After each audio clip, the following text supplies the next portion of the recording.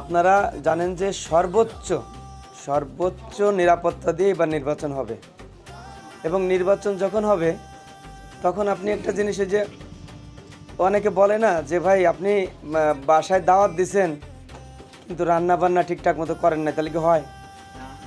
তাই না? তো এখন নির্বাচন হবে, এখন আপনারা ভোট দিতে যেতে দিবে না, তা কি হয়? এটা বুঝতে হবে যে নির্বাচন হচ্ছে, তার মানে আপনি যাতে নির্বিঘ্নে ভোট দিতে পারেন, আপনার যাতে কোনো ভীতি সৃষ্টি করতে না পারে, লোকজন কোনোভাবেই যেন আপনাকে কেউ ডিস্টার্ব না করে, সেই মানে জিনিসটা আমাদের প্রশাসন দেখতেছে।